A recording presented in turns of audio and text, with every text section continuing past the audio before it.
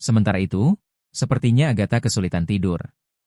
Dia segera duduk dan menggunakan kekuatannya untuk memastikan bahwa pangeran tidak melakukan apapun padanya. Bahkan, pangeran memberinya kebebasan tertentu alih-alih menekan kekuatannya dengan batu penghakiman ilahi. Saat dia melirik keluar jendela, dia tidak bisa menahan diri untuk tidak mengeluh betapa sunyinya tempat ini. Terutama berbeda dengan Tequila, di mana setiap hari musim dingin terasa seperti perayaan. Bagaimanapun, itu adalah musim kebangkitan penyihir. Dan lentera akan menyala di jalanan sepanjang malam. Lalu dia memikirkan situasinya saat ini. Dan berpikir bagaimana para penyihir diburu oleh manusia, dan aliansi yang pernah dikenalnya juga telah tiada. Dia tidak tahu apa yang terjadi. Dan bagaimana dua penyihir transenden luar biasa, Natalia dan Alice, kalah dari manusia. Saat itulah Nictingale muncul di tempat kejadian. Bertanya kepada Agatha mengapa dia tidak merasa kedinginan. Wanita dingin itu dengan cepat berbalik setelah mendengar suara itu. Dan dia terpesona bahwa pintu masih tertutup dan tidak ada jejak kaki, yang membuatnya bertanya-tanya apakah Nictingale menggunakan kemampuannya untuk menyelinap masuk. Nictingale kemudian berbicara, dan karena ini adalah pertama kalinya mereka benar-benar bertemu. Dia segera memperkenalkan diri. Ya, secara teknis ini adalah kedua kalinya, mengingat saat dia bersembunyi di kabut. Agatha dengan penasaran bertanya apakah dia juga seorang awakener tingkat tinggi. Dengan mengangkat bahu santai. Gadis yang tidak terlalu rajin belajar itu mengklaim bahwa dia tidak secerdas Anna dan menganggap semua buku dan belajar itu sedikit membosankan. Jadi dia ragu dia akan pernah mencapai level itu. Agatha tertarik dengan penyebutan buku-buku itu dan bertanya apakah dia juga bisa membacanya. Nictingale menjawab bahwa dia bisa, tetapi hanya jika dia bergabung dengan persatuan penyihir dan tentu saja, bekerja untuk pangeran.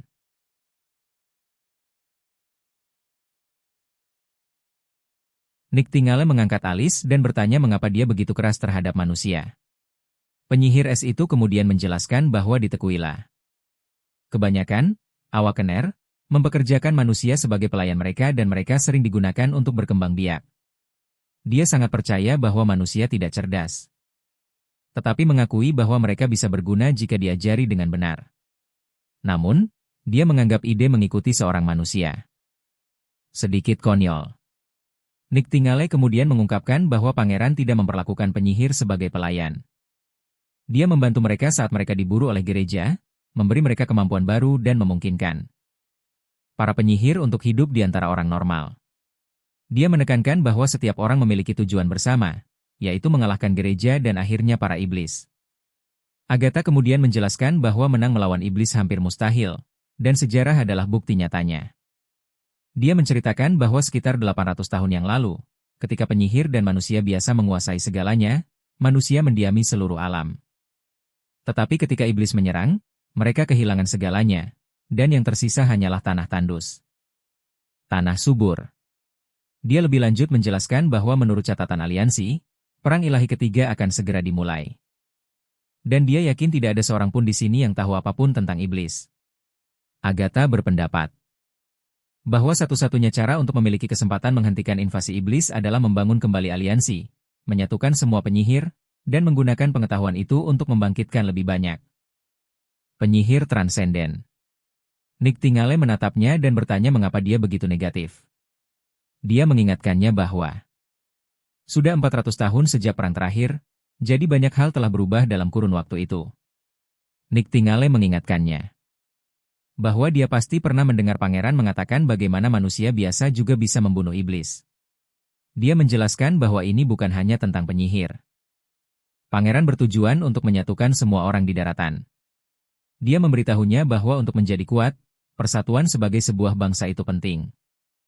Dia menambahkan bahwa masih ada banyak waktu sebelum perang ilahi dimulai, jadi dia mendorong Agatha untuk menyaksikan sendiri bagaimana pangeran mewujudkan segalanya. Agatha terkejut dengan kepercayaan diri Nictingale yang berani. Dia bisa tahu bahwa Nictingale tidak terlalu menyukainya. Dan dia ingin tahu alasannya. Nictingale hanya mengatakan kepadanya bahwa selama dia bisa menelan harga dirinya dan memandang pangeran sebagai seorang pribadi, dia tidak akan terlalu membencinya. Pangeran sendiri ingin Agatha belajar beradaptasi dengan masa kini dan mengikuti apa yang sedang terjadi, dan dia tidak ingin Agatha ditinggalkan. Pada saat adegan beralih ke kota suci, di mana kita menemukan Main berlutut di hadapan Paus, dia melaporkan bahwa tundra telah tenang untuk saat ini. Dan salju telah surut secara signifikan. Namun, kedatangan iblis-iblis menakutkan adalah masalah yang lebih mendesak daripada korban hukuman ilahi mereka. Dia meminta bimbingan Paus. Orang tua itu memberi isyarat agar dia berdiri dan berjalan mendekatinya, dan Maine segera menurut, duduk tepat di depan lutut Paus. Dia berharap Paus menjaga dirinya sendiri. Mendengar ini, Paus menjawab bahwa dia tidak perlu khawatir tentang dirinya karena dia akan segera meninggal. Maine terkejut mendengarnya. Tapi si tua bangka itu menyuruhnya menyimpan keterkejutannya untuk nanti dan menginstruksikannya untuk mendengarkan baik-baik. Dia mengungkapkan bahwa ajalnya sendiri sudah pasti dekat. Jadi alasan dia memanggil Maine ke sini adalah karena dia ingin dia mewarisi gelar Paus. Mereka kemudian berjalan ke terowongan misterius. Dibangun dengan lapisan batu dan lumpur yang tidak bisa ditembus siapapun. Ada beberapa rahasia tersembunyi dan setiap Paus harus datang ke sini sebelum mereka mewarisi gelar, dan setiap orang diharapkan untuk memperluas dan memperkuat gereja. Sambil memegang tujuannya erat di hati mereka. Maine segera menjawab bahwa dia tahu tujuannya adalah mengalahkan iblis. Tapi si tua bangka itu mengingatkannya bahwa ini bukan tujuan utama. Tujuan sebenarnya adalah mendapatkan senyum Tuhan. Setelah mereka mencapai ujung koridor, Paus menyuruh Maine untuk mendorong kursi roda sendiri, menjelaskan bahwa tidak ada yang bisa melangkah lebih jauh dari titik ini. Maine mengakui ini dan segera mulai mendorong kursi roda seniornya saat mereka memasuki ruangan. Gerbang di belakang mereka tertutup. Mereka berjalan melewati dinding yang dihiasi dengan potret para Paus sebelumnya. Termasuk gambar Paus saat ini yang tergantung menonjol di antara mereka. Orang tua itu mengungkapkan bahwa fotonya sendiri diambil baru sekitar 6 bulan yang lalu, jadi dia tidak terlihat terlalu tua di dalamnya. Dia menambahkan bahwa potret itu seharusnya digantung setelah kematiannya, tapi dia terlalu tidak sabar untuk melihat bagaimana penampilannya. Maine bertanya apakah semua potret itu adalah Paus sebelumnya. Yang dijawab positif oleh orang tua itu, mengatakan bahwa mereka adalah para pembela yang mulia. Para Paus masa lalu memerintah sebagai suara Tuhan dan memimpin gereja melewati cobaan. Saat mereka berjalan lebih jauh ke dalam, orang tua itu terus bercerita bahwa dengan setiap generasi mereka berjuang dalam arus waktu, mereka terombang-ambing dan akhirnya runtuh. Dan para Paus yang akan datang akan menghadapi tantangan yang sama. Tiba-tiba Maine melihat beberapa potret wanita tergantung di dinding. Dan orang tua itu membenarkan bahwa para penyihir juga adalah Paus. Ini mengejutkan Maine, tapi dia bahkan lebih bingung melihat foto Alice.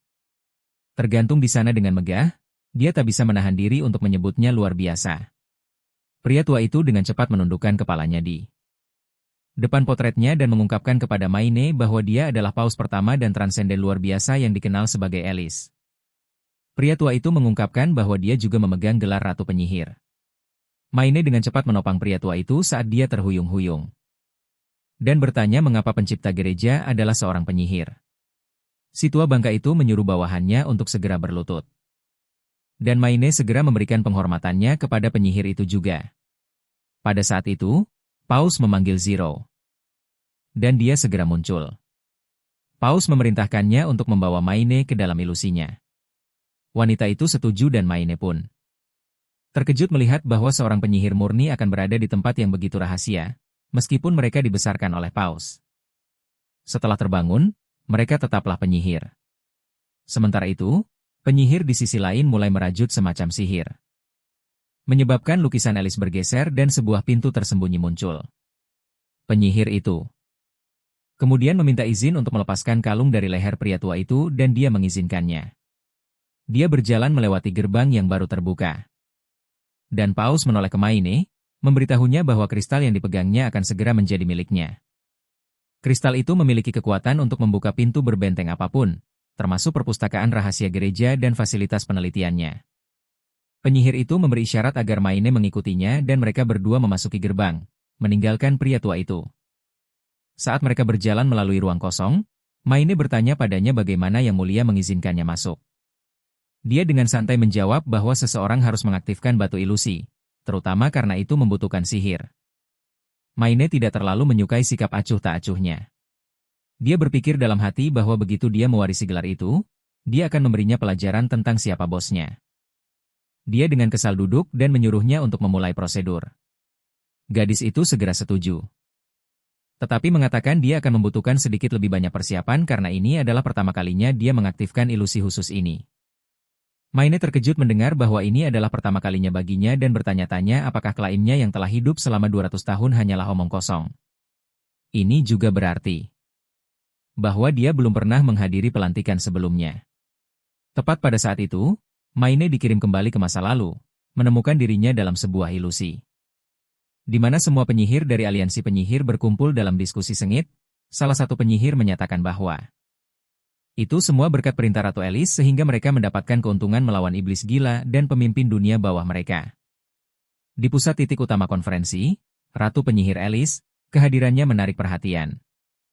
Salah satu penyihir menentang prosedur yang mengharuskan mengorbankan kaum mereka sendiri dan peluang menghasilkan ksatria penghakiman juga rendah. Juga, tetapi seseorang menunjukkan bahwa masalah ini dapat diperbaiki seiring waktu dengan penelitian lebih lanjut. Para penyihir terus berdebat di antara mereka sendiri tentang kehidupan kaum mereka dan ruangan itu terpecah belah. Saat itulah Alice memerintahkan mereka untuk berhenti mengoceh dan semua orang segera terdiam atas satu perintahnya. Dia kemudian mengingatkan mereka bahwa manusia fana tidak bisa menang melawan iblis. Mereka bisa tidak melakukan apa-apa dan menikmati saat-saat terakhir mereka saat iblis menyerbu. Akhirnya terhapus dari sejarah, atau mereka bisa melakukan perlawanan terakhir dengan menaruh kepercayaan pada prajurit hukuman ilahi mereka.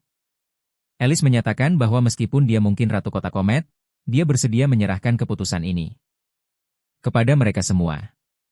Dia memberitahu mereka bahwa mereka bisa memilih apakah mereka ingin mati dalam diam atau membalas dendam untuk saudari-saudari mereka yang gugur. Dia percaya mereka masih bisa membersihkan alam dari fajar iblis dan menghidupkan kembali masa kejayaan para penyihir. Memberi mereka kebebasan yang mereka dambakan. Alice juga mengingatkan mereka bahwa karena tidak ada dari mereka yang akan hidup untuk berpartisipasi dalam perang ilahi ketiga, pilihan manapun akan mengarah pada akhir yang damai bagi hidup mereka yang singkat. Maine akhirnya memahami situasinya, yaitu bahwa produksi prajurit hukuman ilahi awalnya dimulai oleh para penyihir itu sendiri. Sementara itu, Alice menantang semua orang untuk berdiri saja jika mereka tidak setuju dengan usulannya. Maine dengan tidak sabar menantikan berapa banyak yang akan berani menentang solusi kejamnya. Tepat pada waktunya, salah satu penyihir yang sebelumnya memprotes berdiri, menyatakan bahwa membunuh penyihir demi penyihir. Kedengarannya konyol. Seorang penyihir yang lebih tua dengan cepat mencoba menenangkannya, menjelaskan bahwa jika umat manusia mati, para penyihir juga akan binasa. Penyihir lain juga mendukung pernyataan ini, bersikeras bahwa tidak peduli berapa banyak penyihir yang mereka korbankan, akan selalu ada lebih banyak lagi untuk menggantikan mereka. Jika umat manusia bertahan, semakin banyak manusia biasa yang mereka miliki. Semakin banyak penyihir akan muncul, sehingga jumlah mereka selalu bisa dipulihkan. Wanita tua itu kemudian bertanya, apakah prajurit hukuman ilahi benar-benar bisa mengalahkan iblis? Alice hanya menjawab bahwa dia tidak bisa memastikan. Karena tidak ada yang akan tahu jawabannya kecuali mereka mencoba. Kegagalan perang ilahi telah menyoroti banyak masalah. Salah satunya adalah bahwa iblis memiliki kekuatan yang jauh lebih besar daripada mereka. Satu-satunya hal yang menahan iblis-iblis itu adalah kabut merah. Ini berarti bahwa bahkan jika mereka menciptakan pasukan besar prajurit hukuman ilahi, mereka mungkin tidak mencapai kemenangan. Penyihir lain dengan cepat menunjukkan bahwa bahkan jika hanya ada sedikit kemungkinan, mereka akan tetap memberikan yang terbaik. Dia memilih mendukung rencana Alice, dan penyihir lain juga setuju, berharap apa yang dikatakan Alice akan terbukti benar. Dengan itu, Alice menolak penghakiman terakhir dan mengatakan mereka akan mendiskusikan keputusan ini dengan anggota aliansi lainnya. Penyihir tua itu kemudian menunjukkan bahwa orang lain mungkin tidak mendengarkannya dan jika dia tidak ingin operasi hukuman ilahi memiliki hambatan, para penyihir tidak bisa menjadi kekuatan penguasa tertinggi. Alice dengan cepat mengatakan bahwa jika demikian, aliansi mereka harus bubar dan mereka perlu mengubur semua yang telah mereka lakukan sejauh ini. Dia mengklaim akan mencoba meyakinkan mereka, tetapi jika mereka tidak bisa menerimanya, Kota Komet akan menangani semuanya sendiri dan menciptakan tatanan baru. Begitu pria utama akhirnya mengetahui asal-usul pasukan hukuman ilahi ini. Dia kehilangan kata-kata. Tepat pada saat itu, Zero meraihnya dan menariknya keluar dari ilusi. Dia terengah-engah. Dan dia bertanya apakah dia butuh bantuan saat keluar. Dia memberitahunya bahwa dia bisa berjalan sendiri dan memintanya untuk membuka pintu saja. Begitu mereka keluar, dia mencoba mengatakan sesuatu kepada Paus, tetapi semua pengetahuan yang baru saja dia serap membebani pikirannya. Dia mulai merasa pusing dan akhirnya ambruk di kaki Paus. Pria tua itu dengan lembut menepuk kepala Maine. Paus meyakinkan anaknya bahwa batu ajaib itu menanamkan ingatan ke dalam dirinya, jadi merasa mual adalah hal yang wajar. Dia bilang dia merasakan hal yang sama dan akan pulih dengan istirahat. Zero kemudian bertanya mengapa dia tidak merasakan apa-apa. Paus mengingatkannya bahwa dia adalah seorang penyihir dan tubuhnya terbiasa dengan sihir karena penyihir lebih unggul dari manusia biasa. Baik dalam stamina maupun kekebalan. Maine bertanya apakah ini asal mula gereja, yang disetujui Paus. Dia menjelaskan bahwa Alice memimpin 3 kota menuju kemenangan, menciptakan hukum baru, dan menyebarkan kabar bahwa penyihir tidak lagi dipilih oleh Tuhan, melainkan dikutuk oleh godaan iblis. Peristiwa bersejarah ini dikenal sebagai pertempuran iman. Dan berlangsung hampir 100 tahun. Dia bertanya apakah Alice hidup selama itu, yang dijawab Paus, tidak. Dia menjelaskan bahwa Alice meninggal dalam pertarungan melawan transenden luar biasa lainnya, Natalia, dan keduanya tewas saling bertarung. Paus kedua menjaga misinya tetap hidup dan melanjutkan perjuangan sampai kota-kota lain sepenuhnya bergabung. Sayangnya, pertempuran itu membuat ketiga kota terluka parah dan mereka kehilangan hampir semua kekuatan pemerintahan mereka. Manusia biasa yang tidak mau berpartisipasi dalam perang menetap di benua sempit ini. Dan mulai membangun peradaban dengan penduduk asli, akhirnya membentuk 4 kerajaan besar. Gereja harus menyingkirkan beberapa pemberontak yang tersebar. Tetapi struktur dunia sudah terbentuk dan mereka akhirnya gagal menyatukan benua. Semua karena kematian Dini sang ratu. Dia menjelaskan bahwa sekutunya, Natalia, tidak hanya tidak mau menerima rencananya, tetapi dia bahkan mencoba membunuh Alice. Selama pertemuan. Ini semua tercatat dalam kitab-kitab suci. Dia mengklaim bahwa jika Alice masih hidup, pertempuran iman akan berakhir 50 tahun lebih awal dan gereja akan memiliki lebih dari cukup waktu untuk mengumpulkan semua penyihir dan menyatukan benua. Maine masih tampak bingung dan bertanya mengapa gelar Paus diberikan kepada manusia biasa. Padahal di masa lalu dipegang oleh para penyihir. Sebelum menjatuhkan bom pengetahuan menarik, lelaki tua itu menyuruh Zero pergi. Gadis itu segera pergi. Awalnya, lelaki tua itu menghela napas, lalu menjelaskan bahwa itu karena ketakutan dan kelemahan yang dirasakan manusia biasa. Maine terkejut mendengar ini dan lelaki tua itu mengulanginya sekali lagi. Dia menjelaskan bahwa Alice menetapkan bahwa posisi Paus harus dipegang oleh penyihir transenden untuk mengembalikan kejayaan mereka setelah iblis dikalahkan. Namun, penyihir transenden sangat langka sehingga tidak banyak kandidat yang cocok. Kemudian, beberapa penyihir ulung dengan kekuatan biasa menjadi Paus, tetapi ketakutan dan kelemahan itu seperti ular berbisa, begitu mereka menancapkan giginya ke hati dan pikiran. Tidak ada yang bisa menghentikan mereka. Dia mengungkapkan bahwa seorang uskup agung manusia khawatir mereka akan ditipu dan ditindas oleh para penyihir, jadi dia mengambil posisi itu dan semua Paus di masa depan akhirnya adalah manusia biasa. Dia menyebut dirinya dan semua manusia biasa lainnya pengecut yang telah mencuri hasil pengorbanan para penyihir. Dia bersikeras bahwa apapun yang terjadi, gereja akan selalu mengubur rahasia ini dan kebenaran perang ilahi. Semuanya tercatat di kuil suci. Maine akan menjadi orang yang membawa semua ini bersamanya. Pria tua itu bahkan memberitahu Maine bahwa jika dia ingin melepaskan posisi itu akan menjadi keputusannya. Maine bertanya, lalu siapa yang akan memikul beban ini? Tetapi pria tua itu tidak menjawab. Dia meninggalkan Maine berteriak dalam keputusasaan.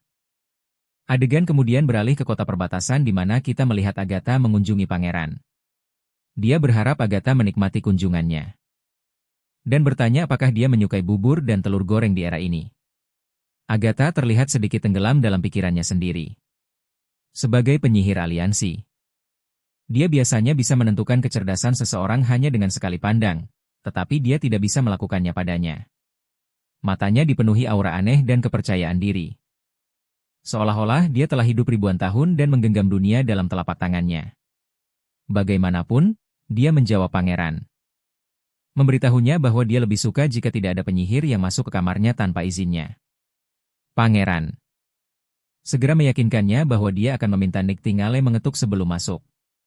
Dia kemudian menyebutkan bahwa jika dia ingin keluar dan mengunjungi kota, Niktingale bisa menemaninya berkeliling.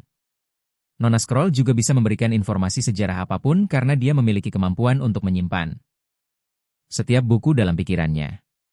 Agatha mengingatkannya bahwa karena iblis adalah ancaman besar, dia sebenarnya penasaran ingin tahu mengapa.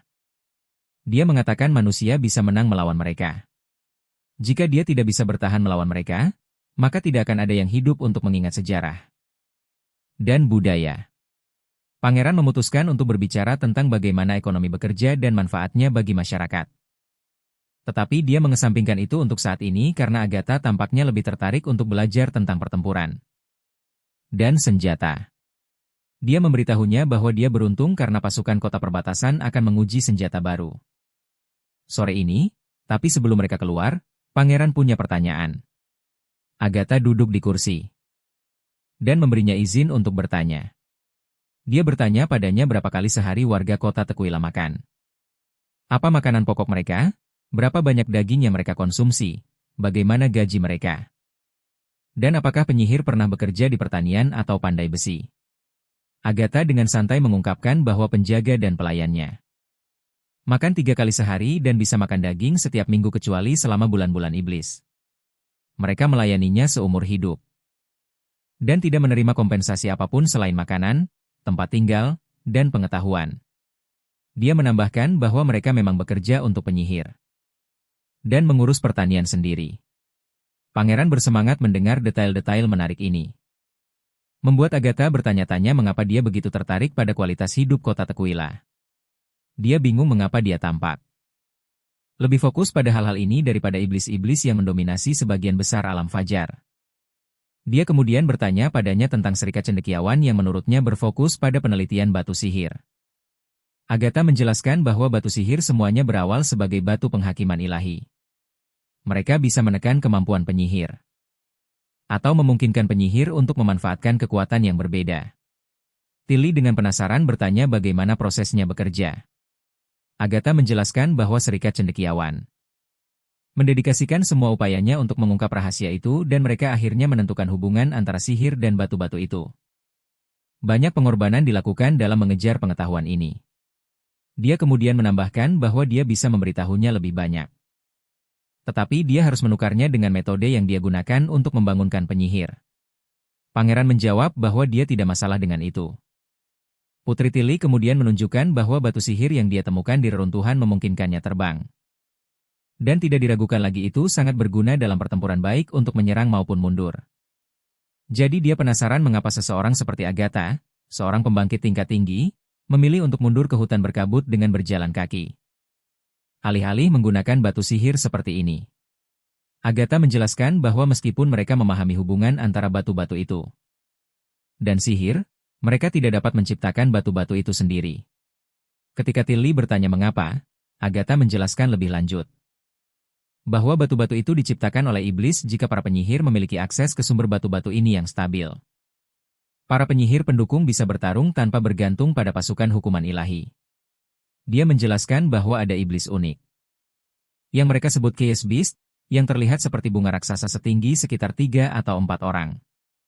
Dan dapat menggunakan sulurnya untuk berjalan. Jika menelan batu penghakiman ilahi, ia dapat menciptakan banyak batu yang berbeda. Kecepatan pembuatannya bervariasi tergantung jenis batu. Agatha menjelaskan bahwa mereka telah menyergap kamp iblis jauh dari medan perang dan menangkap Chaos Beast hidup-hidup, membawanya kembali ke Tequila untuk keuntungan mereka sendiri. Monster itu memiliki kecerdasan yang sangat rendah dan mengubah setiap batu yang mereka berikan, tetapi mereka tidak tahu cara kerjanya atau cara menjaga monster itu tetap hidup. Setelah 6 bulan, makhluk itu layu dan membusuk seperti tanaman biasa. Kemudian, Serikat Cendekiawan mengirim banyak penyihir untuk menyelidiki kamp-kamp lain dan semua laporan mengkonfirmasi satu fakta. Chaos Beast adalah satu-satunya metode untuk mendapatkan batu sihir. Batu yang lebih kuat membutuhkan waktu lebih lama untuk diubah dan sebagian besar iblis menggunakan batu sihir dalam pertempuran. Misalnya, Iblis gila dapat mengaktifkan batu di dalam lengan mereka untuk serangan jarak jauh yang kuat. Semua batu yang mereka peroleh berasal dari musuh atau camp mereka. Tilly terkesima menyadari bahwa batu yang dimilikinya berasal dari salah satu iblis. Agatha mengkonfirmasi ini, menyatakan bahwa itu mungkin milik seorang yang luar biasa. Penyihir transenden. Pangeran kemudian bertanya apakah iblis selalu memiliki berbagai jenis batu. Sejak awal, Agatha menggelengkan kepalanya, mengungkapkan bahwa jika itu masalahnya, manusia pasti sudah ditaklukkan sejak lama. Dia menjelaskan bahwa selama Perang Ilahi pertama, sebagian besar iblis tidak memiliki batu. Mereka mengandalkan kekuatan murni mereka. Armor tebal, dan tombak logam untuk menyerang kota-kota manusia, yang dijelaskan secara rinci dalam buku-buku sejarah. Setiap pertempuran berlangsung selama ratusan tahun. Sampai wilayah manusia berkurang menjadi hanya tanah subur. Jika mereka memfokuskan semua sumber daya mereka untuk melatih penyihir tempur, iblis tidak akan bisa mencapai alam fajar sama sekali. Selama Perang Ilahi kedua, iblis memperoleh lebih banyak metode dan strategi.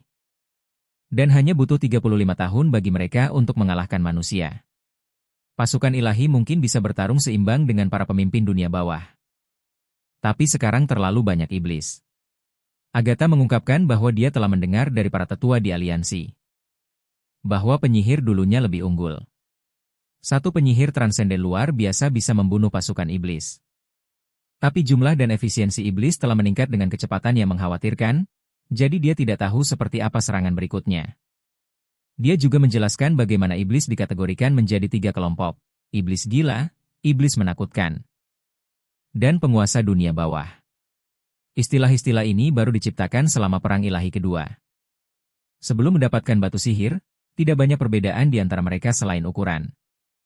Tilly dengan penasaran bertanya bagaimana iblis bereproduksi. Agatha terkejut dengan pertanyaan itu dan mengakui dia tidak yakin. Itu tidak pernah tercatat dan tidak ada cara untuk mempelajarinya melalui tawanan. Yang dia tahu adalah bahwa tanpa kabut merah, iblis mati dengan cepat. Iblis yang ditangkap selalu mati sebelum penyihir bahkan bisa memahami bahasa mereka, dan iblis yang tidak bergantung pada kabut merah adalah binatang berintelijen rendah, jadi komunikasi tidak pernah menjadi pilihan. Dia menjelaskan lebih lanjut bahwa ada banyak jenis iblis yang berbeda, tetapi mereka secara kasar dibagi menjadi 2 kelompok, yang memiliki sihir dan yang tidak. Yang terakhir bisa hidup tanpa kabut merah, tetapi mereka pada dasarnya sama dengan hewan baik dalam penampilan maupun kecerdasan. Misalnya, iblis menggunakan ulat berkaki 8 untuk mengangkut sumber daya dan binatang terbang menakutkan sebagai tunggangan. Pangeran mengeluarkan salah satu lukisan Sora dan bertanya apakah seperti ini rupa monster terbang itu. Agatha melihatnya dan setuju. Lalu bertanya di mana dia pernah bertemu mereka sebelumnya. Pangeran menjelaskan bahwa mereka tidak jauh dari sini. Awalnya dia mengira mereka hanyalah iblis yang telah dijinakan oleh iblis, tetapi sekarang tampaknya mereka bukan hal yang sama. Agatha membenarkan, mengatakan itu jelas bukan kasusnya. Iblis adalah makanan bagi setan, dan bahkan iblis abnormal yang besar pun adalah musuh setan. Ketika bulan-bulan iblis dimulai, serangan setan berkurang karena mereka juga sibuk melawan iblis. Ini selalu memberi para penyihir sedikit kelonggaran. Dia kemudian bertanya di mana sarang iblis itu berada. Tilly menjelaskan bahwa itu di sebelah barat hutan. Di balik gunung bersalju besar dan tertutup kabut. Pangeran menambahkan bahwa ketika mereka mencoba mendekat, setan besar di menara pengawas melihat mereka dan merupakan keajaiban mereka berhasil melarikan diri. Agatha tenggelam dalam pikiran setelah mendengar ini.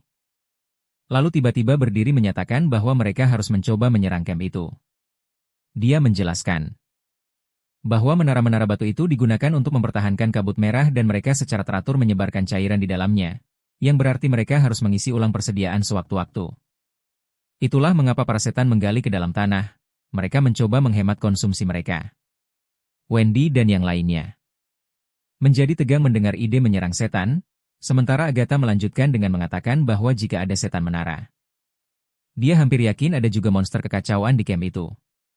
Monster kekacauan selalu bisa menghasilkan batu sihir terakhir yang diciptakan para setan, dan bahkan jika itu bukan batu tingkat tinggi, itu akan memungkinkannya untuk melanjutkan penelitian Serikat Cendekiawan. Mereka bahkan mungkin menemukan cara kerja proses konversi itu. Pangeran bertanya padanya tentang kabut merah. Bertanya-tanya apakah aman mendekatinya meskipun tidak korosif. Agatha menjelaskan bahwa kabut itu bereaksi negatif terhadap penyihir, tetapi menurut penelitian serikat, manusia, hewan, dan tumbuhan dapat bertahan hidup di kabut merah. Dan api bisa membuatnya menghilang lebih cepat. Dia bersemangat untuk menghadapi para setan dan menantang pangeran. Untuk membuktikan pernyataannya yang berani bahwa manusia bisa mengalahkan mereka.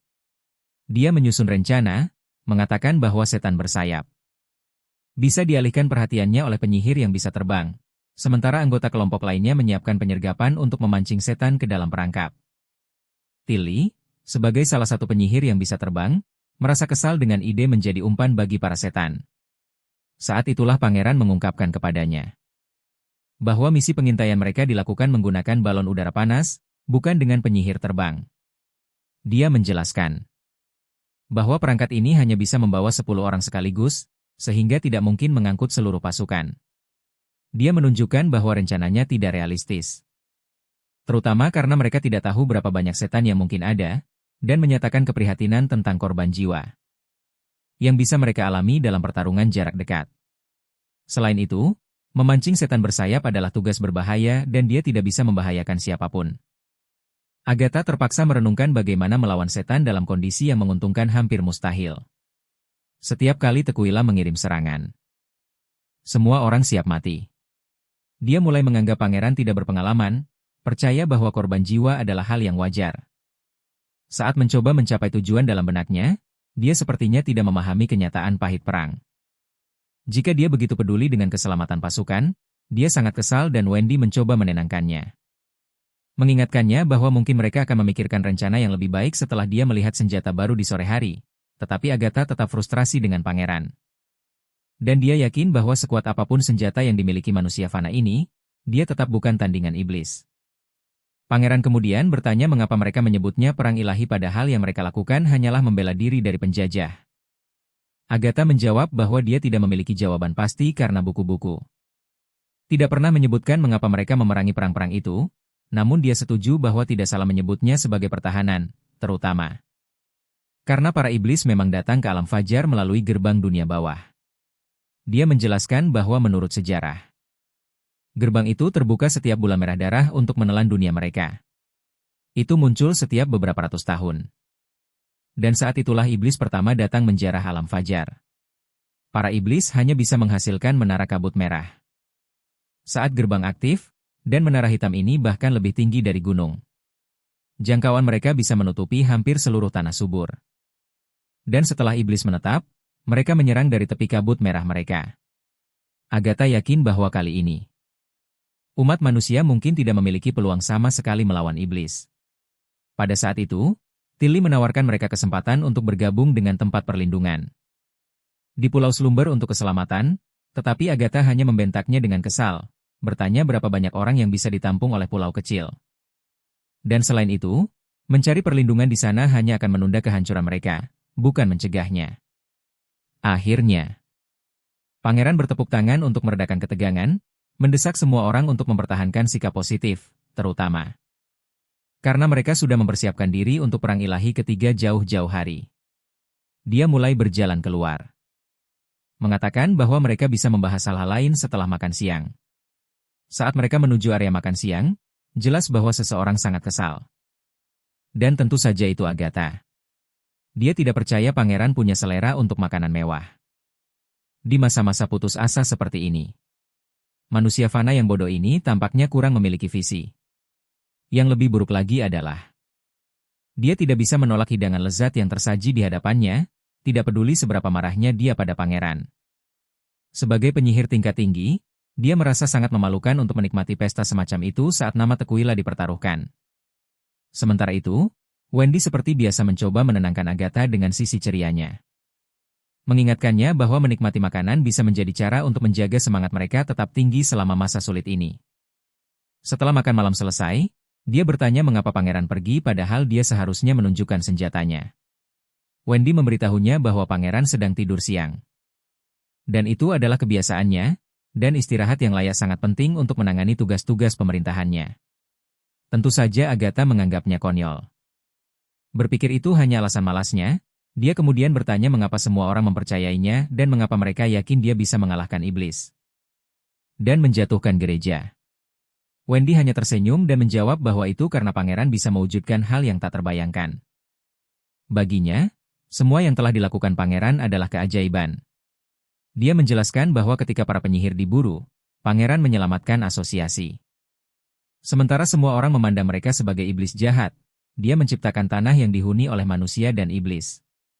Dia bahkan membela kota. Melawan serangan iblis selama berbulan-bulan dengan pasukan warga sipil dan menghancurkan benteng Duke of Longsong. Sekarang musuh-musuhnya berpikir dua kali sebelum melangkah ke wilayah barat. Agatha kemudian menyatakan bahwa ini adalah konflik antar manusia, yang sama sekali berbeda dari pertarungan antara iblis dan pasukan hukuman ilahi. Wendy kemudian menjelaskan bahwa pangeran juga telah mengajari mereka pengetahuan yang membantu para penyihir berevolusi. Dan dia telah menciptakan senjata dan mesin yang perkasa. Dia berbagi bahwa ini adalah keajaiban yang dia saksikan sendiri. Itu bukan dongeng atau mitos, itu terjadi tepat di depan mata semua orang, dan suatu hari dia akan menjadi Raja Kastil Abu-Abu. Dan memimpin mereka menuju kemenangan melawan musuh manapun. Kemudian kita melihat Agatha berjalan-jalan di kota bersama pangeran dan penyihir pulau tidur lainnya. Pria itu merasa cukup lelah, menguap berulang kali, yang benar-benar membuat Agatha kesal. Dia benar-benar gatal ingin menamparnya agar bangun dengan telapak tangan penuh salju, tetapi dia tidak ingin sesama penyihirnya salah paham. Apapun. Saat mereka berjalan, dia memperhatikan bahwa distrik dalamnya terlalu rapi dan teratur. Rumah-rumah ini tidak ada yang istimewa dan bahkan kastilnya tidak semegah Menara Serikat Cendekiawan. Agatha kemudian bertanya berapa banyak orang yang tinggal di sini. Yang dijawab Niktingale bahwa mereka mulai dengan sekitar 2.000 orang. Tentu saja Agatha terkejut dan bertanya bagaimana mungkin kota dengan hanya 2.000 orang bisa menghadapi iblis. Tapi dia bahkan lebih bingung ketika Niktingale mengungkapkan bahwa populasinya telah tumbuh menjadi 30.000. Agatha hampir tidak bisa mempercayainya dan bertanya-tanya apakah mereka juga menghitung desa-desa terdekat. Kau tahu kota-kota perlu berkembang. Ketika mereka mencapai populasi tertentu dan dia tahu betul bahwa ini bisa menyebabkan masalah, permintaan makanan dan air melonjak. Distrik-distrik miskin mengalami pukulan besar terhadap keamanan dan populasi yang terlalu padat dapat melemahkan pertahanan serta melumpuhkan kota. Dia memahami semua kesulitan yang datang dengan perluasan peradaban dari pengalamannya sendiri. Dan dia tidak bisa tidak berpikir bahwa mungkin Niktingale tidak menyadari betapa rumitnya hal itu saat mereka mendekati tembok. Para prajurit segera memberi hormat kepada pangeran dan pangeran dengan cepat menyuruh mereka bersiap untuk ujian. Agatha di sisi lain mencibir dan bertanya apakah ini tembok yang mereka bangga-banggakan. Itu tidak memiliki pagar kayu maupun parit dan dia yakin iblis bisa dengan mudah memanjatnya. Tanpa alat apapun, temanku hanya menyuruhnya untuk bersabar dan melihat. Saat itulah dia dengan bangga memperkenalkan senjata baru kota perbatasan, Howitzer benteng standar Luminiator 152 yang ditenagai oleh keadilan dan kemuliaan. Dia membual bahwa itu memiliki banyak peningkatan dibandingkan meriam lapangan 12 pon dan memiliki kualitas luar biasa. Yang menjadikannya senjata penentu zaman, Niktingale bersemangat mendengar pidato ini, bertepuk tangan dengan penuh kegembiraan. Sementara Agatha masih terlihat tidak terkesan, tidak yakin apa yang begitu menarik tentang itu, pangeran berdeham. Dan menyuruh Iron Axe untuk memulai ujian sementara Agatha masih terlihat murung, berpikir dalam hati bahwa mereka hanya membuang-buang waktu. Kata terakhir yang dia ucapkan tentang keadilan dan kemuliaan bahkan tidak masuk akal dan terdengar sepenuhnya dibuat-buat, setelah persiapan selesai. Pangeran menyuruh semua orang untuk menutup telinga mereka, membuat Agatha bingung karena mereka sudah siap begitu cepat. Setiap penyihir di area itu menutup telinganya rapat-rapat.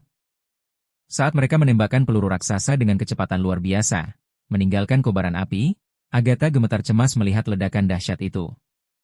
Dan setelah api mereda, Niktingale bertanya apakah dia baik-baik saja, dan penyihir dingin itu menjawab bahwa dia baik-baik saja. Dia melihat ke depan dan tidak melihat apa-apa, bertanya-tanya mengapa tidak ada yang terjadi dan apakah kobaran api itu hanya untuk intimidasi. Sementara itu, pangeran mencoba melihat di mana peluru itu mendarat, dan Sylvia menunjukkan bahwa itu mengenai bukit kecil. Bendera merah adalah penanda terdekat, tapi masih ada jarak yang harus ditempuh. Agatha meminta penjelasan tentang apa yang sedang terjadi. Dan pangeran menjelaskan kepadanya bahwa senjata ini bisa menembakkan peluru artileri. Dia bisa menganggapnya sebagai panah balista. Ditujukan pada musuh yang jauh. Mereka telah menanam bendera merah 5.000 meter jauhnya, tapi peluru itu hanya mendarat sedikit lebih dari 3 mil. Agatha merasa takjub bahwa tidak ada tali atau apapun, jadi bagaimana mereka bisa meluncurkan proyektil sejauh itu? Bahkan monster pengepungan yang ditenagai sihir paling-paling hanya memiliki jangkauan sekitar 2 mil. Jika senjata ini benar-benar mampu mencapai jarak sejauh itu, maka mereka pasti bisa mengusir iblis yang mendekati tembok. Namun, dia khawatir senjata kaliber ini akan membutuhkan waktu untuk mengisi ulang dan menembak lagi. Disitulah dia menyadari kesalahannya.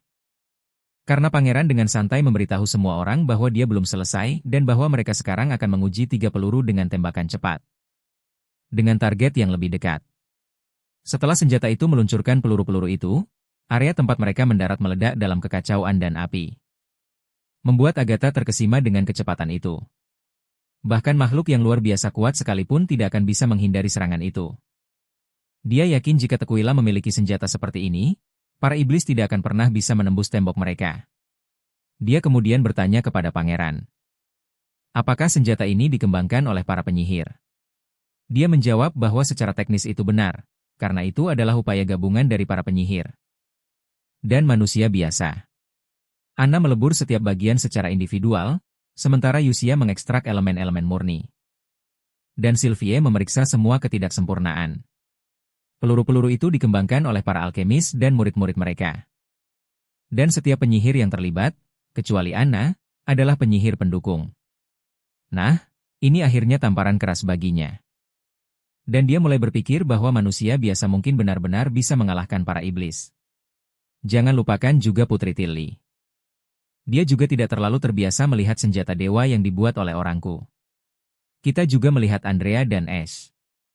Andrea bingung bagaimana ini bisa dibuat. Dan dari mana kekuatannya berasal, sementara Ash berpikir ini sama seperti cara Andrea menembakkan panah sihirnya.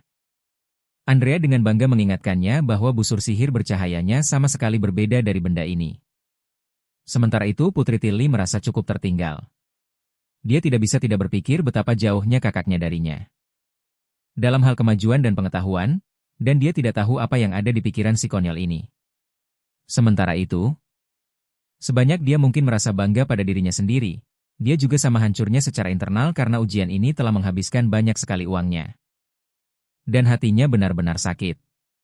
Dia bahkan terlihat cukup sedih sejenak, membuat Tilly semakin bingung tentang keanehannya. Malam itu, setelah mereka berada di kastil, sang pangeran mengundang adiknya untuk berdiskusi. Tampaknya itu tentang bagaimana dia akan menghadapi perang ilahi ketiga dan masa depan mereka. Dia memulai percakapan dengan menyatakan bahwa mereka telah belajar dari Agatha bahwa 4 kerajaan besar hanyalah sebagian kecil dari alam fajar. Bahkan tanah tandus dulunya adalah tanah subur dan manusia tidak punya pilihan selain mundur ke sini setelah kalah dari iblis 2 kali.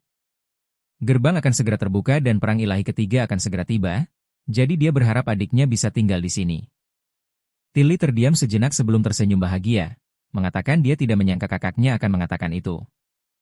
Sang pangeran kemudian menjelaskan bahwa kekuatan iblis tidak dapat diprediksi dan mereka harus menggabungkan semua kekuatan mereka jika mereka ingin menang. Meskipun Agatha menyebutkan bahwa perang ilahi pertama diperjuangkan melalui upaya para penyihir dan manusia biasa, sangat mungkin mereka hanya sekutu di permukaan. Itu tidak jauh berbeda dari perang kedua. Dia mengingatkannya bahwa rencana barunya mencakup senjata yang dapat mengalahkan iblis dan dia sudah menunjukkan buktinya.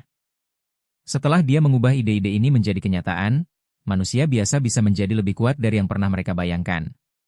Dia percaya bahwa pilihan yang tepat adalah mengirim manusia biasa ke dalam perang sambil menugaskan para penyihir untuk membuat persenjataan sebelum perang dimulai.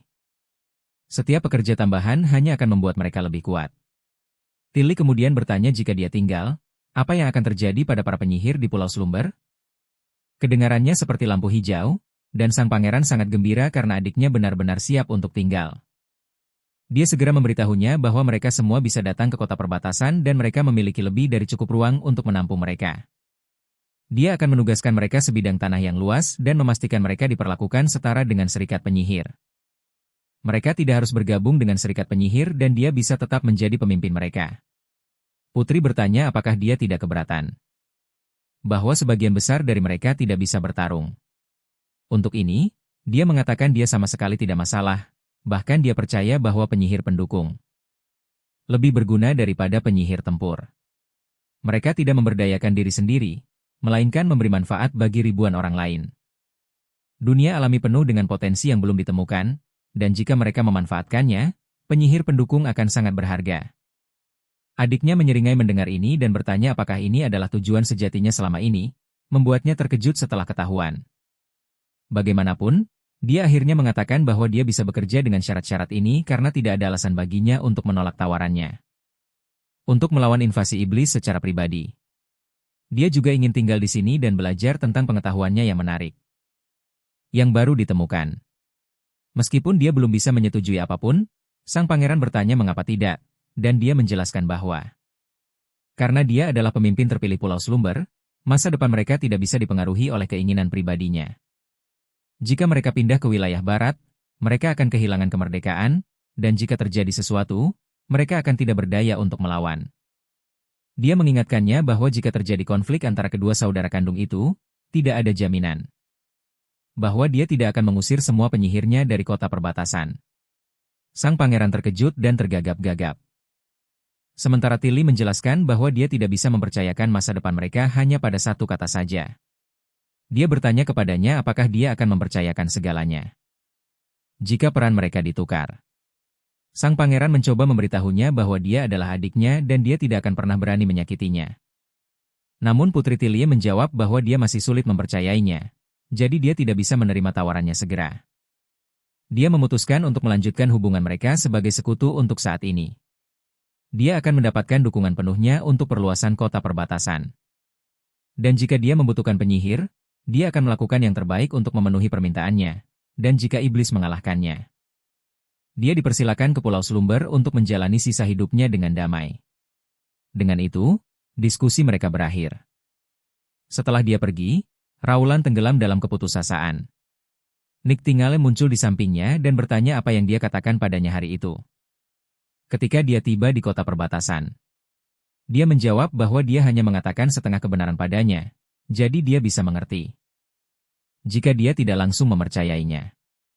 Dia kemudian memberikan analogi kepada Nick Tingale, mengingatkannya bahwa jika kakaknya kembali dengan sangat berbeda, apa reaksi jujurnya? Dia mengangkat alis dan bertanya apakah dia berbicara tentang pria yang benar-benar menusuknya dari belakang. Pangeran merasa tidak nyaman dan dengan cepat mengatakan dia seharusnya tidak membahas itu. Nick Tingale meyakinkannya bahwa dia telah meninggalkan keluarga Glenn. Keluarga itu terasa seperti orang asing baginya sekarang. Kalau dipikir-pikir, kita sudah sejauh ini dalam cerita sampai-sampai aku benar-benar lupa tentang latar belakang tragisnya. Bagaimanapun juga, Pangeran mengingatkannya bahwa dia sekarang juga seperti orang asing bagi adiknya, dan lagi pula, dia tidak menyukainya sejak awal ketika mereka tinggal di kastil bersama. Nick Tingale mendekat dan berkata, dia penasaran tentang kehidupannya di kastil kerajaan. Dia juga ingin tahu seberapa buruk dia, mengingat ketenarannya bahkan mencapai Silver City. Pangeran merasa malu dan mengakui dia jauh lebih buruk dari yang mungkin dia kira. Dia menduga Tilly mungkin mulai membencinya setelah dia mendorongnya ke tumpukan pecahan kaca itu. Nick Tingale setuju bahwa dia melakukan hal-hal yang sangat buruk, tapi dia tidak berpikir Tilly membencinya sekarang. Pangeran bertanya bagaimana dia tahu itu, yang dijawab Nick Tingale bahwa Tilly tidak pernah berbohong padanya. Dan jika dia benar-benar membencinya, dia tidak akan masih di sini. Dia kemudian dengan sopan bertanya apakah dia hanya mengatakan itu untuk membuatnya merasa lebih baik. Nick Tingale cemberut dan bersikeras dia bersungguh-sungguh. Dia mengingatkannya bagaimana Tilly setuju untuk mengirim penyihir untuk mendukung kota dan membantu melawan iblis. Jadi, apa bedanya dengan dia tinggal di sini? Dia juga bercanda bahwa jika semua penyihir dari Pulau Slumber datang sekaligus, itu akan sangat mengganggu, terutama jika ada lebih banyak orang seperti Ash. Lagi pula, tidak semua orang ramah seperti Magie. Tepat saat mereka berbicara, Nick Tingale menyadari seseorang mendekat. Dan dengan cepat mulai menghilang ketika pangeran memberi izin kepada pengunjung untuk masuk. Agatha masuk saat pangeran membuatnya nyaman di kursi.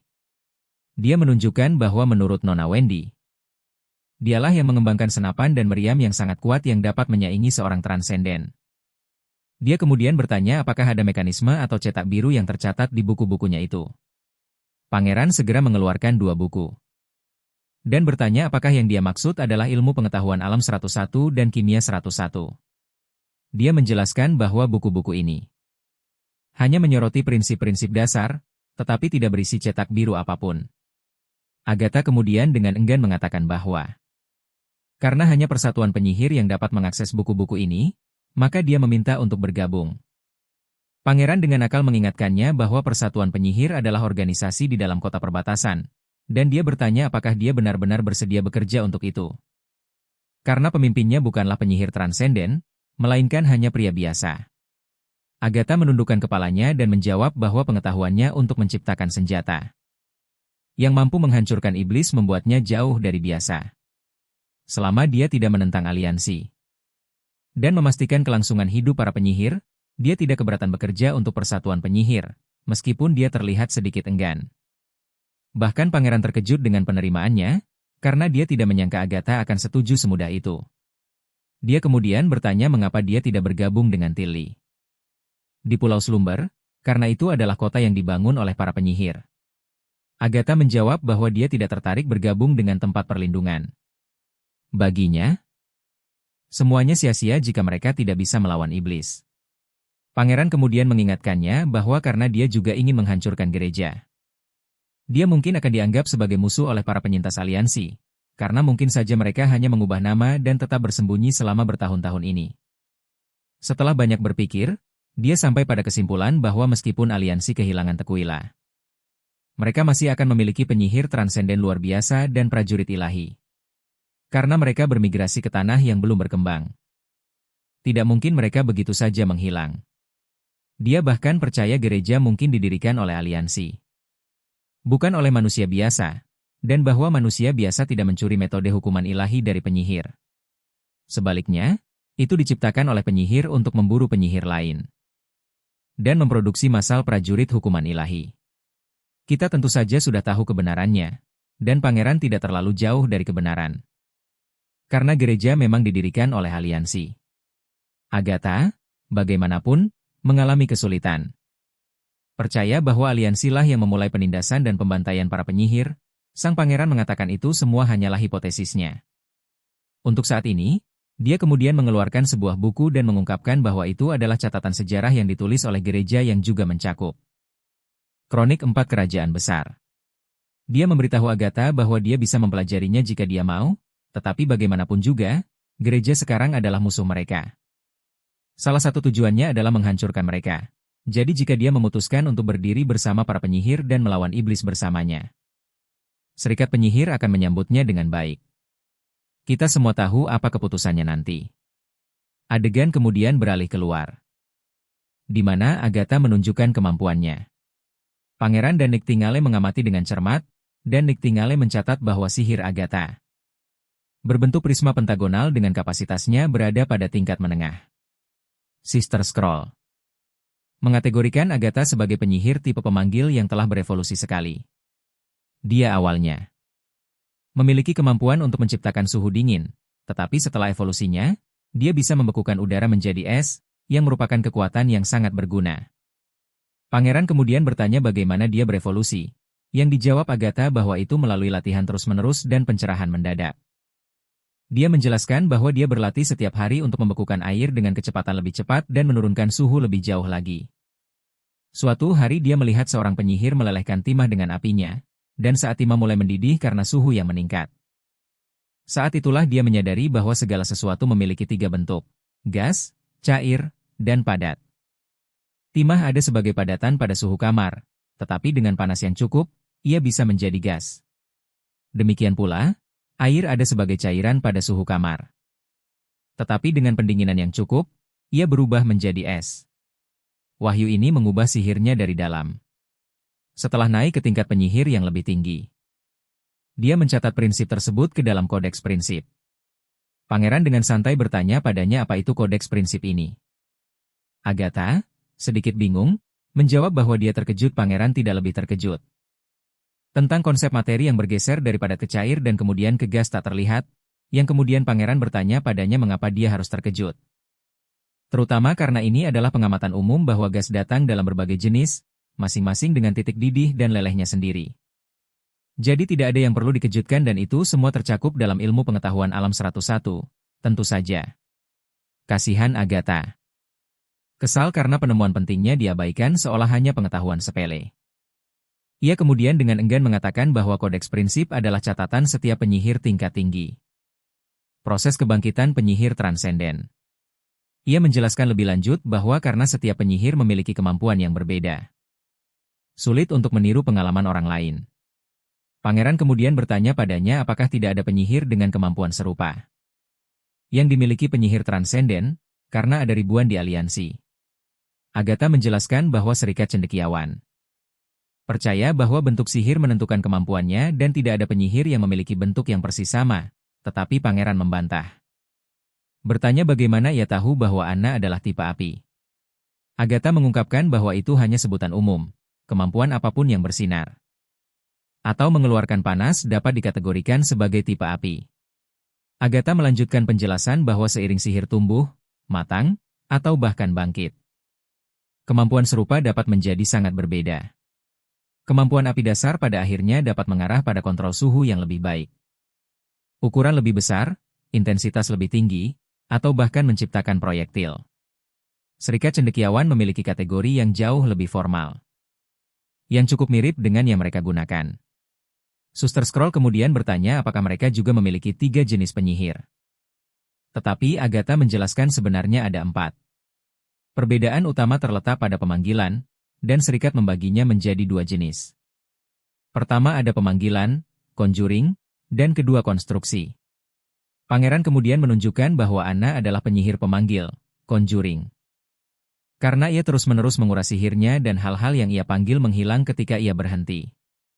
Soraya, di sisi lain, akan menjadi penyihir konstruksi karena catnya bisa ada dengan sendirinya. Agatha menambahkan bahwa ia tidak terlalu akrab dengan kemampuan Soraya, tetapi itu kedengarannya benar. Ia juga menyebutkan bahwa sihir konstruksi pemanggilan akan mempertahankan bentuknya seperti esnya. Pangeran menyeringai dan mengatakan bahwa ujian mereka akan berakhir di sini. Untuk hari ini. Ketika Agatha tidak memiliki tugas, ia bebas melatih kemampuannya sendiri. Namun, ia mengisyaratkan bahwa seseorang mungkin sangat membutuhkan bantuannya. Agatha dengan penasaran bertanya siapa, dan pangeran memberitahunya bahwa Kyle Seichi, kepala alkemis di Border Town, bisa menggunakan bantuannya.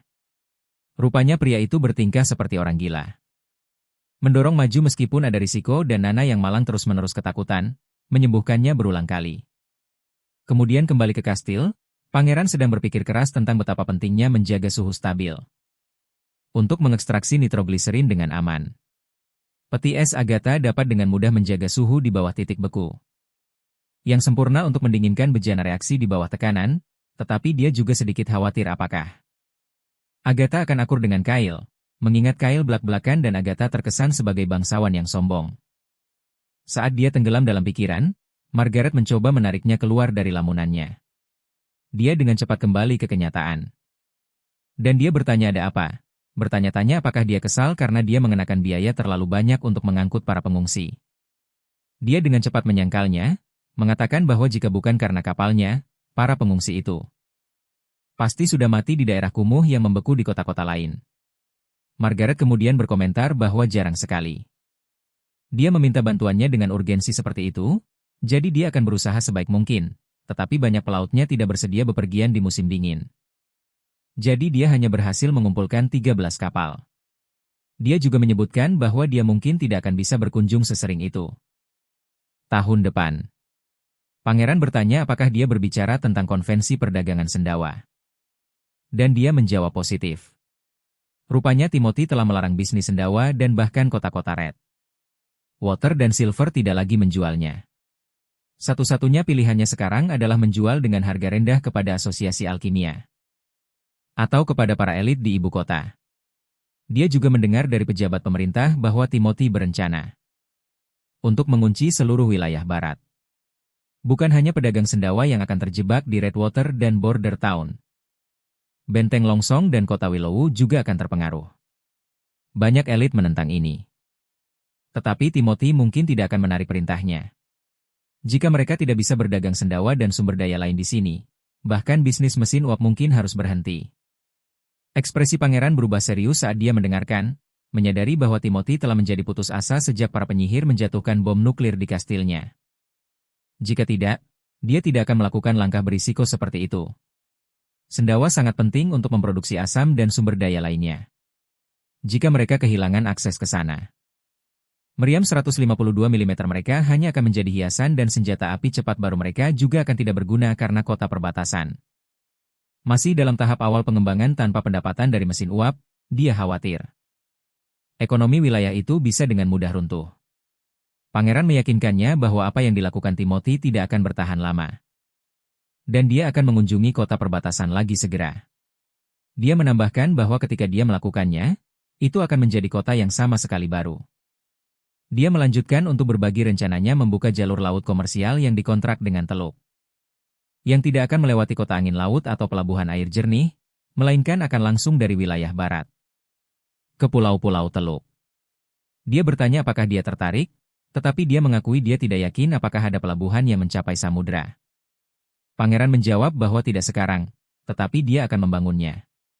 Dia mengungkapkan bahwa ada pantai dangkal di selatan kota perbatasan dengan kedalaman dan ukuran air yang ideal, menjadikannya sempurna untuk pelabuhan laut dengan beberapa modifikasi. Dan membersihkan pegunungan di sepanjang pantai, mereka bisa mengekspor barang dari wilayah barat. Dia akan mengelola transportasi kapal dan penjualan. Sementara wilayah barat akan menyediakan barang dagangan. Dia kemudian memanggil kepala pelayannya, Sean, menyuruhnya menunjukkan barang-barang terbaru kepada Margaret. Sean segera membawa seikat botol dan pangeran mendorong Margaret untuk membuka salah satunya dan menciumnya. Begitu dia melakukannya, dia terkejut menyadari itu parfum. Dia hampir tidak percaya dia mulai membuat parfum. Pangeran hanya bertanya, apakah itu sebanding dengan apa yang dibuat asosiasi alkimia? Margaret mengakui bahwa barang ini sebenarnya tampak lebih kuat dan dia hanya bisa memikirkan satu kata, luar biasa. Dia bertanya-tanya apakah itu dibuat oleh alkemis kota perbatasan. Pangeran memberitahunya bahwa dia bisa mendapatkan itu secara gratis. Dia dengan senang hati menerima hadiah itu. Dan bertanya berapa banyak botol yang bisa dia produksi dalam setahun, menjelaskan bahwa pedagang Teluk sangat pilih-pilih tentang bau amis dan asosiasi alkimia ibu kota tidak pernah bisa memenuhi permintaan. Pangeran menjaga nadanya tetap rendah hati dan mengatakan bahwa jika mereka memiliki cukup bahan, dia bisa memproduksi hingga 10 kali lipat dari hasil asosiasi alkimia. Tetapi jauh di lubuk hatinya dia tahu itu bisa lebih banyak lagi sekarang setelah Liv dan Evelyn berkolaborasi. Dia yakin penjualan mereka akan meroket, tetapi dia tidak bisa hanya menjualnya seperti kubis.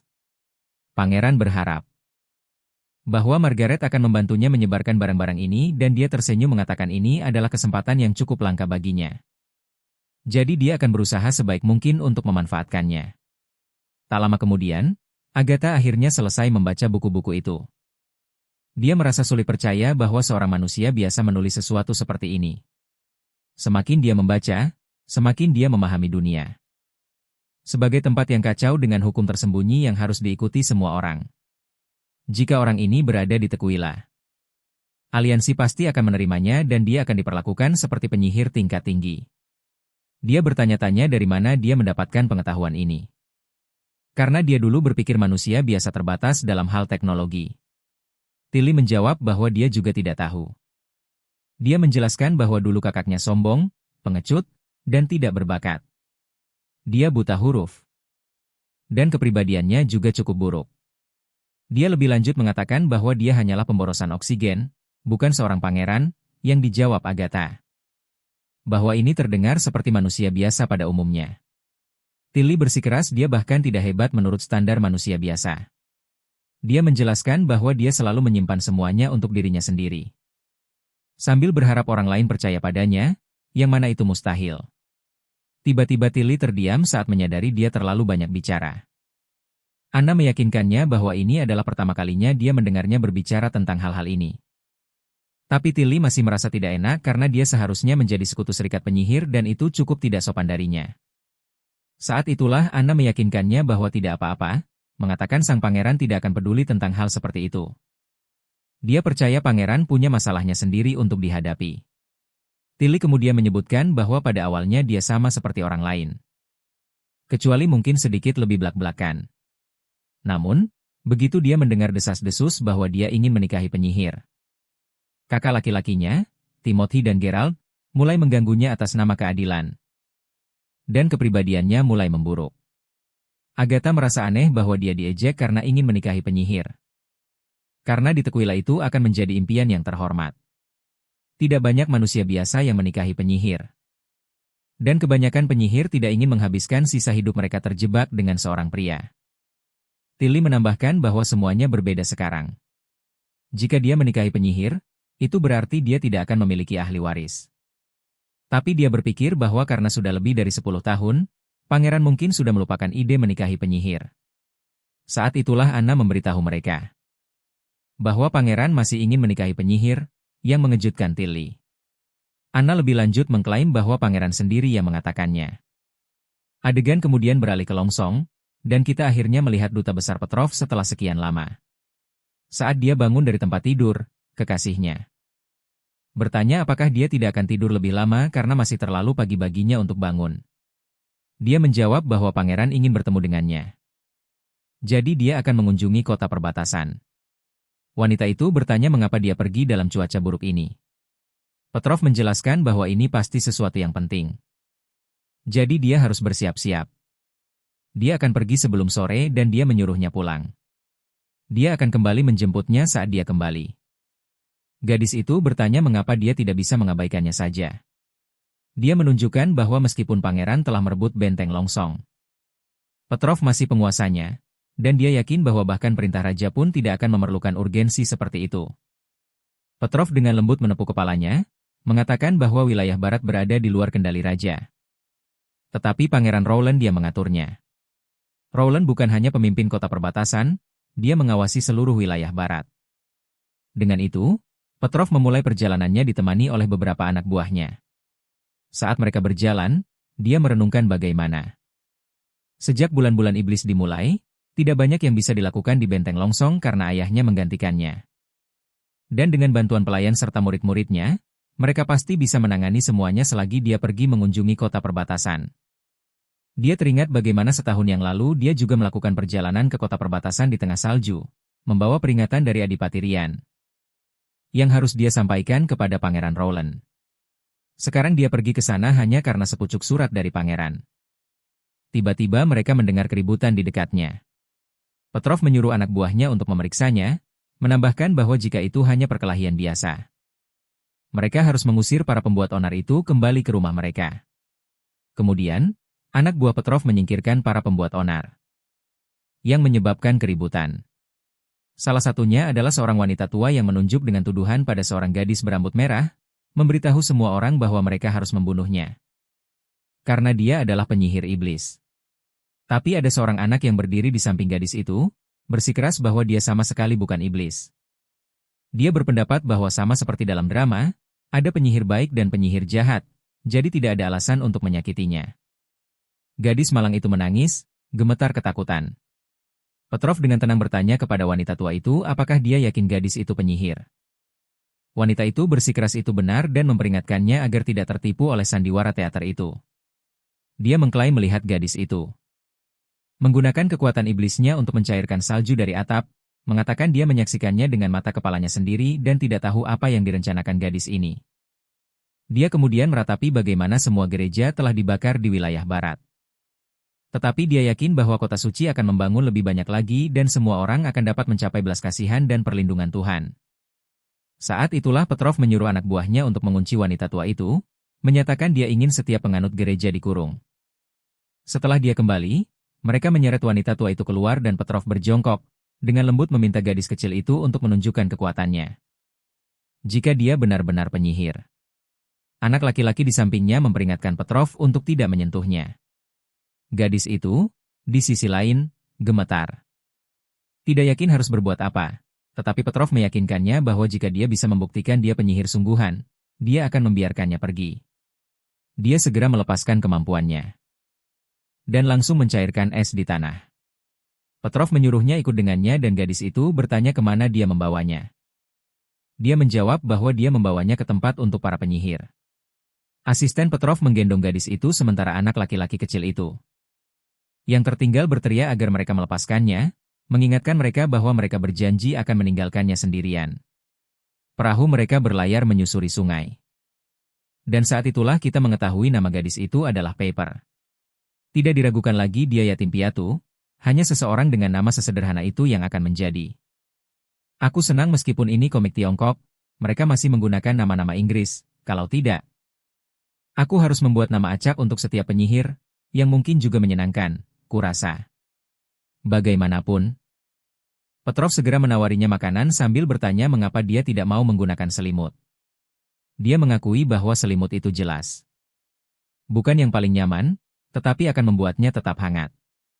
Saat gadis itu meniup makanan panas, dia mengatakan bahwa dia akan mengotorinya.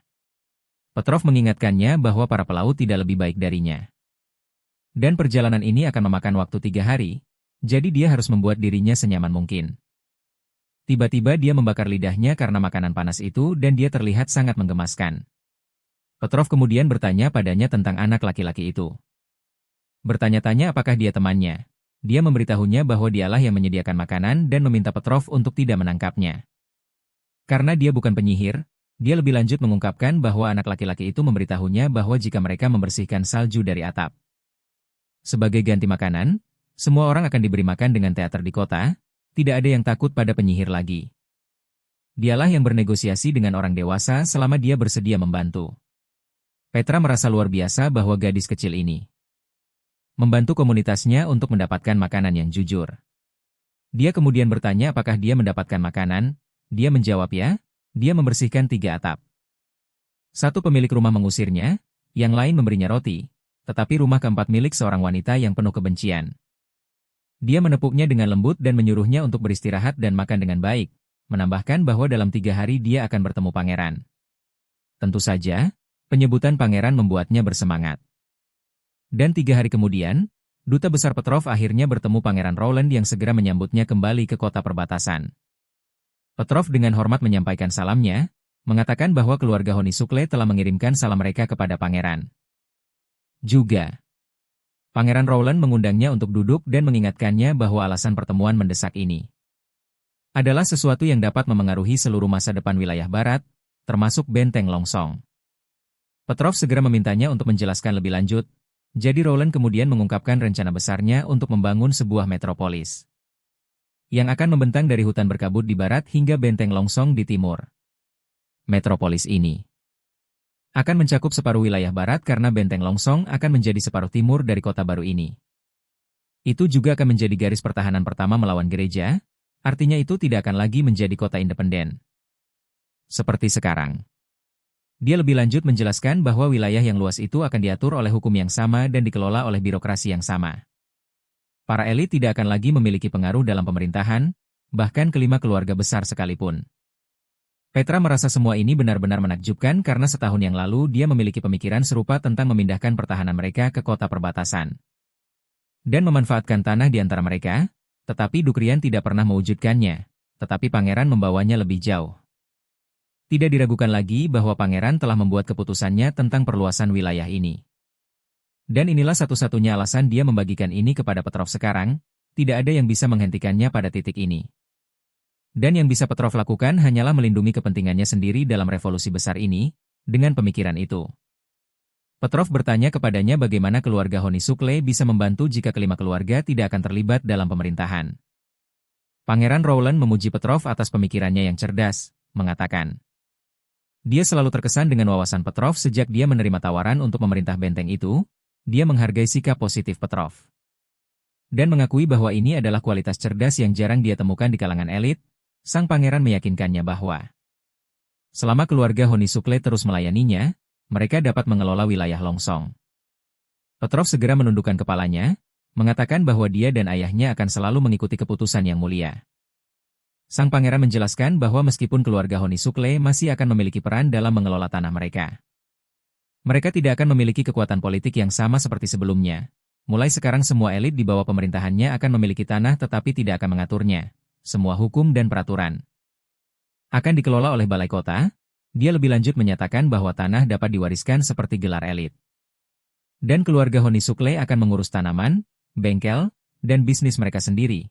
Semua ini akan menjadi milik keluarga Honisukle. Dan tidak ada orang lain yang diizinkan mengganggu properti mereka. Itu janjinya. Dia meyakinkan Petrov bahwa tanah mereka tidak akan berubah kecuali fakta bahwa mereka harus mengikuti hukum pemerintah. Yang bahkan mungkin memungkinkan mereka untuk lebih berkembang. Sang pangeran juga memberitahunya bahwa dia bisa kembali ke wilayahnya sendiri. Dan melanjutkan sistem feodal tradisional. Namun setelah dia menyelesaikan konstitusi untuk kota barunya dan mulai berekspansi. Tanah itu tidak akan lagi menjadi milik pemiliknya saat ini. Setelah pertemuan selesai dan Petrov pergi, Niktingale muncul. Bertanya apakah Petrov akan menerima pengaturan ini, sang pangeran menjawab bahwa dia tidak tahu. Persetujuan Petrov saja tidak akan cukup. Dia juga perlu meyakinkan Duke Holmes, dan jika Holmes ingin tetap menjadi elit feodal, tidak banyak yang bisa dilakukan siapapun tentang itu. Niktingale bertanya apakah Petrov meyakinkan Duke Holmes, maka Petrovlah yang akan memerintah ibu kota, sang pangeran. Mulai membahas semua implikasi politik dan perubahan yang akan datang setelah dia menyatukan Grey Castle. Semuanya tidak dimengerti Niktingale, dia memotongnya dengan mengatakan tidak perlu menjelaskan karena dia tidak akan mengerti hal-hal ini. Sebaliknya dia menyebutkan bahwa seorang penyihir baru akan segera datang dan dia akan pergi untuk penyelidikan. Sang pangeran bertanya apakah dia pergi sendiri. Dan dia menjawab bahwa dia akan ditemani Wendy karena Wendy lebih baik dalam hal semacam ini daripada dirinya. Sang pangeran tersenyum dan berkata dia akan menyerahkannya kepada mereka. Kemudian rupanya Niktingale perlu memverifikasi setiap penyihir baru yang tiba di kota perbatasan. Karena para penyihir baru harus melepaskan batu penghakiman ilahi agar kabut Niktingale dapat menentukan kejujuran mereka. Sang pangeran tidak bisa hadir jika terjadi kesalahan. Scroll membuat 10 pertanyaan identitas berbeda untuk ditanyakan Niktingale karena Niktingale hanya bisa mengetahui apakah seseorang percaya apa yang mereka katakan. Pertanyaan-pertanyaan itu harus lugas tanpa celah. Bahkan jika seorang penyihir berhasil berbohong sekali atau 2 kali, mereka tidak akan bisa menipunya dengan semua pertanyaan itu. Tiba-tiba, pria tua Barov menerobos masuk dengan panik bertanya kepada sang pangeran apakah benar dia merekrut penyihir. Dengan bayaran 1 koin emas kerajaan per bulan, sang pangeran langsung setuju menjelaskan bahwa penyihir dibayar paling tinggi. Menjadikannya pekerjaan dengan bayaran terbaik di zaman ini, pria tua itu menyarankan bahwa jika sang pangeran menginginkan penyihir, dia harus meminta rakyat untuk menemukan mereka. Sama seperti ketika dia meminta mereka untuk mengungkap mata-mata, dia berpendapat bahwa rakyat memiliki mata yang paling tajam. Dan mereka bisa diberi imbalan atas usaha mereka. Sang pangeran mengingatkannya bahwa pendekatan ini tidak jauh berbeda dengan apa yang dilakukan gereja. Dia berharap para penyihir akan datang dengan sukarela dan mereka dapat terus menggunakan kekuatan mereka sendiri. Anda tahu, memberikan imbalan untuk penyihir bisa menciptakan kegilaan di sekitar mereka dan orang-orang bisa mulai memperlakukannya seperti bisnis. Saat itulah Wendy muncul dan berkata, mereka telah memverifikasi identitas penyihir baru itu dan dia persis cocok dengan deskripsi Duta Besar Petrov. Sang pangeran mengingatkan. Bagaimana dia tahu terlalu banyak kehati-hatian tidak perlu. Tetapi Wendy menjawab bahwa itu perlu karena keselamatan pribadinya adalah prioritas utama mereka. Sang pangeran kemudian menyuruhnya membawa gadis itu masuk dan mereka dengan cepat mengantar gadis kecil yang pemalu itu ke dalam ruangan. Wendy meyakinkannya agar tidak takut dan memperkenalkannya kepada Pangeran Rowland, segera setelah sang pangeran melihatnya. Dia bisa tahu gadis itu pasti panik di dalam karena dia berada di tempat yang sama sekali asing. Jadi beradaptasi dengan kehidupan baru mungkin akan memakan waktu lama baginya. Bagaimanapun, dia hanyalah seorang gadis kecil yang tidak memiliki kecerdasan Agatha atau ketekunan Anna. Bahkan Moon dan Lily pun saling memiliki sebagai saudara perempuan. Untuk dukungan, dia kemudian memberitahu Wendy bahwa belum perlu menguji kemampuan gadis itu. Dia menyarankan agar gadis itu membiasakan diri dengan tempat baru yang asing ini terlebih dahulu. Wendy memutuskan untuk memandikan gadis kecil itu. Dan dia akan tinggal di cabang penyihir untuk sementara waktu. Kemudian, kita menemukan diri kita dalam adegan mandi beruap di mana Wendy dengan lembut memandikan air hangat. Kepada gadis pemalu ini, Wendy merenungkan bagaimana merawat penyihir baru secara praktis telah menjadi bagian dari pekerjaannya. Sesuatu yang secara khusus ditugaskan oleh pangeran kepadanya, terutama karena dia pandai menghibur orang lain. Dia sempat merasa sedikit sedih. Karena tidak ada penyihir yang harus dirawat untuk sementara waktu, tapi sekarang dia senang bisa menjadi kakak perempuan bagi seseorang lagi. Dia kemudian menyadari betapa kurusnya anak ini, tetapi dia lega bahwa anak ini adalah seorang penyihir dan dengan nutrisi yang tepat. Dia akan kembali normal segera. Wendy memeriksa suhu air untuk melihat apakah sudah tidak terlalu panas lagi. Dia membantu gadis kecil itu masuk ke bak mandi, dan begitu dia melakukannya, anak itu merasakan getaran di punggungnya. Tapi dengan cepat dia mulai tenang saat terbiasa dengan air hangat. Wendy mulai menggosok punggung gadis itu, dan bertanya kapan dia terbangun sebagai penyihir. Gadis itu menjawab bahwa itu 2 tahun lalu, saat musim dingin. Wendy tersenyum dan berkata itu cukup umum karena kebanyakan penyihir terbangun selama bulan-bulan ketika iblis berkeliaran. Dan dikatakan bahwa sihir berada pada puncaknya saat itu. Gadis kecil itu bertanya apakah itu berarti mereka memiliki kekuatan iblis. Wendy, sebagai kakak perempuan, mengoreksinya dan memberitahunya bahwa itu sama sekali tidak benar. Menjadi penyihir itu benar-benar normal. Satu-satunya perbedaan nyata antara penyihir dan manusia biasa adalah bahwa kita memiliki kekuatan yang luar biasa. Dia menambahkan bahwa beberapa ratus tahun yang lalu, penyihir dianggap sebagai anak-anak Tuhan. Dia lebih lanjut meyakinkannya bahwa memiliki sihir itu sealami bernapas. Gadis itu bertanya apakah kekuatannya akan tumbuh. Wendy setuju dan berkata, kekuatan itu pasti akan bertambah kuat seiring bertambahnya usianya, tetapi dia harus bekerja keras untuk mengendalikan energi itu. Jika tidak, dia mungkin akan mengalami fase anti. Dan gereja menggunakan ini untuk menyebarkan kebohongan bahwa penyihir dirasuki. Gadis itu terlihat cukup sedih karenanya. Wendy menyadari bahwa karena ini adalah tahun kedua kebangkitannya, dia mungkin merasakan sebagian dari rasa sakit kebangkitan itu tahun lalu. Untuk menghiburnya, Wendy meyakinkannya bahwa sekarang dia berada di kota perbatasan, semuanya akan baik-baik saja. Dia menjelaskan bahwa jika dia bergegas dan mulai berlatih, hari kebangkitan tahun ini akan sangat mudah dan semua orang akan ada di sana untuk mendukungnya. Tiba-tiba Lily menerobos masuk ke kamar mandi, sangat bersemangat melihat penyihir baru itu. Dia bilang Moon juga ingin melihatnya. Tapi Moon mengklaim Lily lah yang ingin melihatnya. Gadis itu panik saat melihat mereka dan tenggelam lebih dalam ke air mandi. Wendy dengan cepat meyakinkannya bahwa mereka hanyalah sesama penyihir. Jadi tidak ada yang perlu dikhawatirkan. Lily bertanya kepada gadis itu tentang kekuatannya dan dia menjawab bahwa dia bisa mencairkan salju. Lily menindaklanjuti dengan bertanya apakah dia juga bisa mengubah air menjadi es. Gadis itu menggelengkan kepalanya. Mengatakan dia hanya bisa membuat air panas menjadi dingin. Ketika Wendy mendengar ini, dia bersemangat menyadari bahwa sementara mencairkan salju berarti menaikkan suhu, mendinginkan air panas menurunkannya. Tapi karena dia tidak bisa mengubah suhu air normal, itu tidak terdengar benar. Lily meletakkan bak air panas mengepul di depannya dan menyuruhnya untuk mencobanya. Begitu gadis itu menggunakan kemampuannya, air mulai mendingin dan uapnya langsung menghilang. Gelembung-gelembung di air juga lenyap dan gerakan air melambat, menciptakan permukaan yang jernih, membuat semua penyihir bertanya-tanya kekuatan macam apa ini.